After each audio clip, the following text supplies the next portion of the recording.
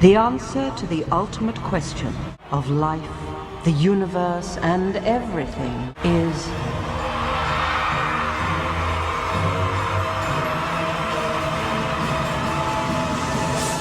42. 42?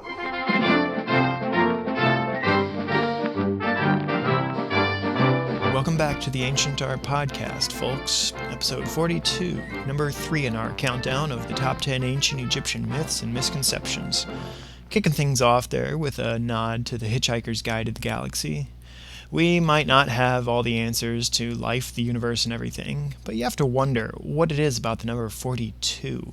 There were 42 provinces in ancient Egypt, or nomes as the Greeks called them. Not the garden variety, no G here, but yeah, still the funny hats. There were also 42 gods in the Egyptian Book of the Dead, the assessors of the dead, who listened to your confessions and decided whether or not you were worthy of passage to paradise. Spooky, huh? Where else do we find the number 42? Is there some sort of numerological, mystical aspect to 42? Let me know. Twitter at Lucas Livingston, Facebook.com/AncientArtPodcast, or send me an email at info@ancientartpodcast.org.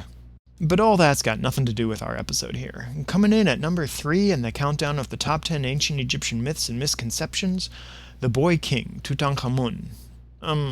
What? Ha, this one's a curveball. Yes, Tutankhamun was a boy king. He came to the throne likely at the age of 9 around 1333 BC and died around 1324 at the age of 18 or 19.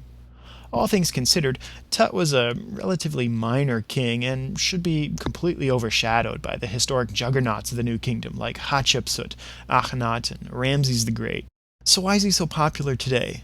From the 1922 discovery of his golden riches to today, King Tut continues to fascinate us for both the audacity of his opulent riches, again considering he was a minor king, to the mystery of his life and death. The discovery of the intact tomb of King Tut in November 1922 led to an explosion of Egyptomania across the globe. Further stoking the fires of hysteria in the popular media was the sudden death of Lord Carnarvon, the 5th Earl of Carnarvon, a few short months later in April 1923. Lord Carnarvon was the financier of Howard Carter's excavation in the Valley of the Kings, which led to the discovery of Tut's tomb. Carnarvon died in Cairo from an infected mosquito bite, but that was enough to set ablaze the hype of the mummy's curse. All things considered, despite being a minor king, Tutankhamun does deserve some credit for reigning during a particularly pivotal moment in Egypt's history. This was the dusk of Amarna, when we saw a transition from the religious heresy and almost manneristic style of the Amarna period during the reign of Akhenaten back to orthodoxy. As we explored back in episode 23 of the Ancient Art Podcast, King Tut's name changed early in his reign from Tutankhaten to Tutankhamun, just as the name of his queen changed from Ankh-Esen-Pa-Aten to Ankh-Esen-Amun, signifying an effort to erase that whole Aten episode under Akhenaten. Likewise, representations of King Tut gradually morphed from the Amarna style, with its elongated, slender limbs, fingers, and toes, protruding chin, long, sharp nose, flat forehead, narrow torso, and pudgy paunch, to the orthodox style of realistic, if not idealized, masculine physique. And as we learned in episode 23, Tut was only about 10 years old when these changes started to happen.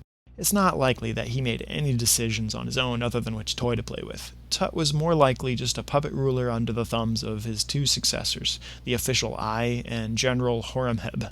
They saw the writing on the wall and wanted to win favor with the bitter and previously disenfranchised priesthood of Amun. For all that we've learned and discovered about King Tut, it's what we don't know that continues to fascinate us the most. Who were his parents, and just how did he die?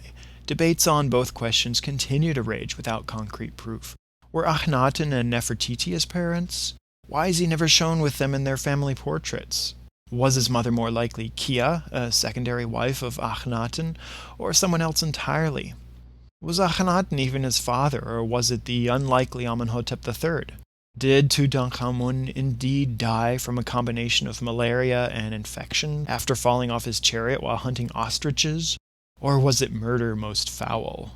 Was the royal official Ai so desperate to seize the throne that he had Tut dispatched? We may never have all the pieces to this puzzle, but perhaps it's this reason that we continue to be so captivated by the boy king Tutankhamun. Thanks for tuning in to the Ancient Art Podcast. Don't forget you can check out the whole top 10 list of ancient Egyptian myths and misconceptions online at www.ancientartpodcast.org/top10. That's TOP10. And to be sure you don't get the mummy's curse, head on over to iTunes and YouTube to rate the podcast and leave a nice comment. You can connect at facebook.com/ancientartpodcast and follow me on Twitter at Lucas Livingston. You can send me your feedback and questions via the feedback form on the website at feedback.ancientartpodcast.org, or you can email me at info@ancientartpodcast.org. Thanks for listening, and see you next time on the Ancient Art Podcast.